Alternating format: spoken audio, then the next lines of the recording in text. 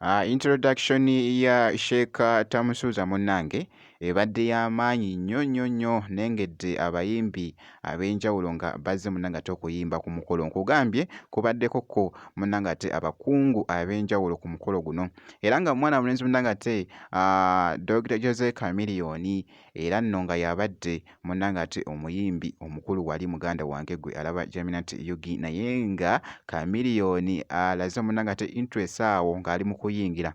Bingenda okubeera nga nkulagako ko maaso awo ne mwana mulenzi munnange ate King Saha era munnange ku ceremony eside eno kw'ossa ate n'omukyala Rema Namakula wali wonna ku ceremony gubadde muzigo mwereere. Bampita Jaminat, nsinza ku Jaminat Yugi. Ngenda kusaba video ogimpeere like kw'ossa ate n'okusubscribinga kasita obeera nga tonnaba. Kaakati nno katugende wali ne mwana mulenzi munnange ate Chameleone wali nga bwe nkutegeereza nti n'omukolo gubadde gw'amaanyi ogwa Sheikh munnange Tamusuza wali wonna introduction gubadde munnange ate muzigo mwereere. Kaakati nno bw'atyo nno Chameleone bw'abadde munnange ate ayingirawo wali ku stage.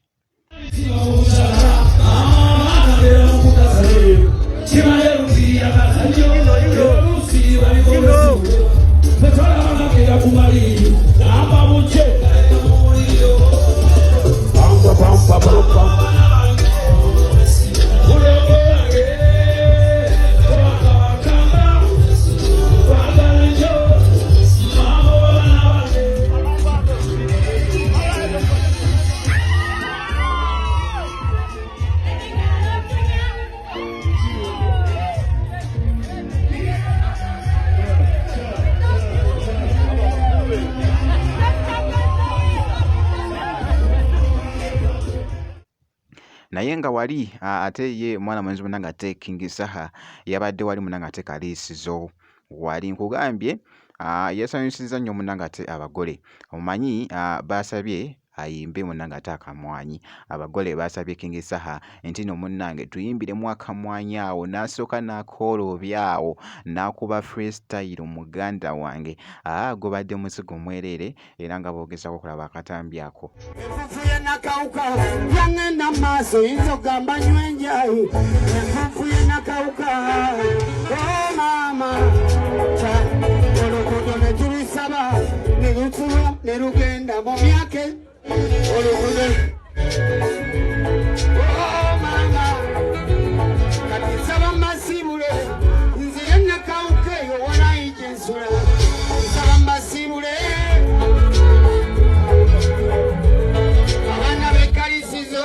abaana b'ekyotera walayi mwebale abaana b'ekyotere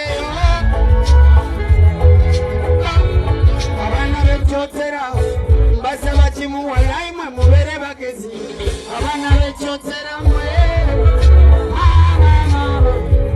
mukama bankuumire mwenna bampadde ku nusu walayi mwebale mukama bankuumire.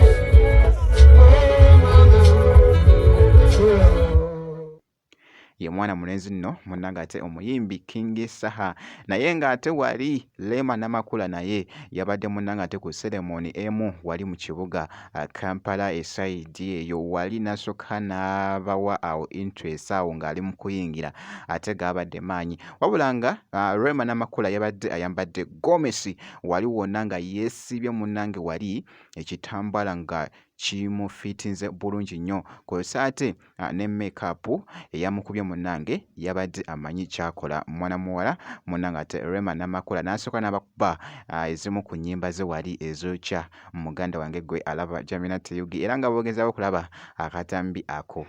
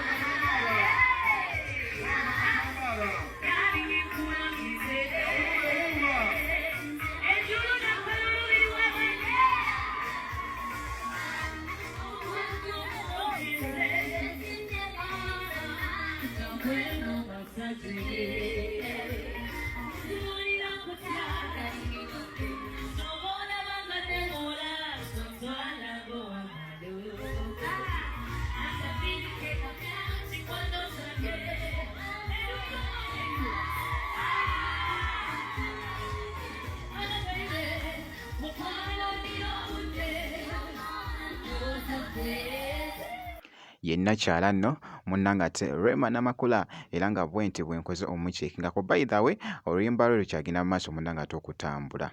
Kolaba eyo gye baakola wali n'omunigeria munnange ate start to dance wali wonna lukyatambulira ddala bulungi nnyo naye nga nakyala bwenti bwe muceekinzeko esayidi eno. Kakasa nti nno vidiyo ogimpeera like kw'ossa ate n'okusubscribinga. Bampita Natti era nga nsinza ku Jaminat Yugi ngenda kubeera nga nkomawoko mu maaso eyo n'ebirala katono nnyo bwenti.